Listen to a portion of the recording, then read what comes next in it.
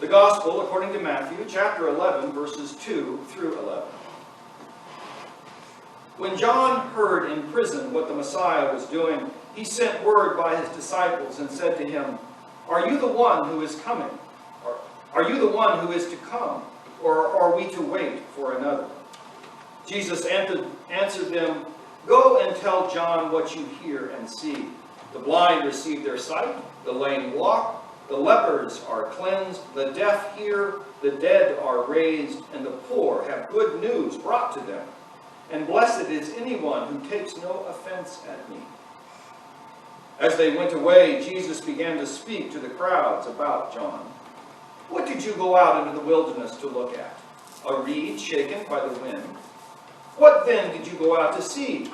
Someone dressed in soft robes? Look, those who wear soft robes are in royal palaces. What then did you go out to see? A prophet? Yes, I tell you, and more than a prophet. This is the one about whom it is written, 'See, I am sending my messenger ahead of you, who will prepare the way before you.' Truly I tell you, among those born of women, no one has arisen greater than John the Baptist. Yet the least in the kingdom of heaven is greater than he." The Gospel of the Lord. Praise to you, Lord. Good morning. Good morning. It is the third Sunday of Advent, and today we continue following John the Baptist through our lectionary, or through our Gospel story. And today we have, John has been imprisoned. Herod Antipas had him arrested because, well, John was speaking bad about Herod. I mean, he was calling him an adulterer and all kinds of other things because he had stolen his brother's wife. He had married his brother's wife. He had done this. And he was also in charge of the whole region. And they didn't like him because he was an Idumean, too. He wasn't a Jew. He wasn't Jewish. He wasn't from the tribe of Judah or from the tribe of Israel at all. He was from the tribes of Edom. That would have been Esau, Jacob's brother, way back when, the disinherited brother. They were the enemy of Israel, but that was who was their king, was this Edomite, this guy from another country, and he'd been placed over them. And so he was a hated person by the Jews, by everybody that lived in the region, and he was also kind of a tyrant. He was a bad king. He wasn't a good king. He was a tyrant king. Well, he had John arrested because John was speaking bad about him. And in that world, you couldn't speak bad about your leader. If you spoke bad about your leader, you ended up in prison, which is where John ended up. And this is after the baptism. He had already met Jesus. He had already proclaimed that Jesus was the one coming, that he was the Messiah, the one we were all waiting for. But here, he's now in prison. And Jesus hasn't done what John expected. John, like Jesus' disciples, expected Jesus to be this warrior king. This guy to come in with a sword and drive the Romans out and lead and bring them peace and freedom and all of that and drive them out. That's what John believed the Messiah, the one coming, was supposed to do. This is the same thing that Jesus' disciples believed all the way through his ministry, all the time, trying to tell them, no, that's not who I am, that's not what this is. It is a different kind of revolution. But John's in prison. And maybe John here at this moment is wondering, why isn't this warrior king raising up an army to free me from prison even?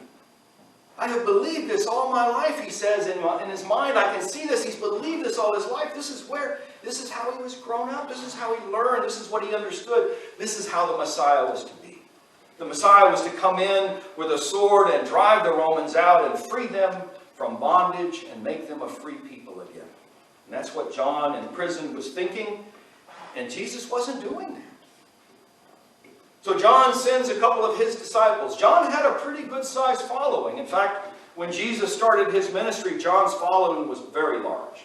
And a lot of the disciples that John had moved over to follow Jesus. But here there are a couple of disciples that keep meeting with John. Prison in those days was a little different. He was being held in a separate prison than the normal prison. He was being held in a political prison. History gives me the name of it, but I've forgotten. But there's another prison, and that's where he was. But this is where people could also come and visit. Just like our prisons today. If you want to visit somebody in prison, you can go there every day and visit that person, and there's not a problem with that. But in that day, it was also kind of similar. And John in prison was receiving his disciples, and he was talking to them, and he was finding out what was going on in the world, what was happening. And I imagine his disciples were coming back and telling him, well, this Jesus guy, he's been raising the dead, and he's been healing people, and he's been forgiving sins, and he's been doing all of these things. And John asked his disciples, go ask Jesus, are you the one? Are you the one that's coming? Or is there someone coming after you? I think there's a couple of reasons for this. First off, John wants to know for himself, because Jesus isn't doing what he expected of the Messiah. But also this could be a way for John to move his disciples from following John to following Jesus. The disciples come to Jesus and they ask the question, are you the one?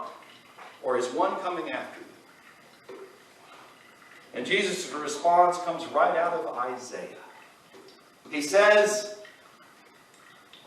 the lame walk, the blind see, the deaf hear, the mute speak, the poor get fed, and no one speaks bad about it. That's what Jesus' response was.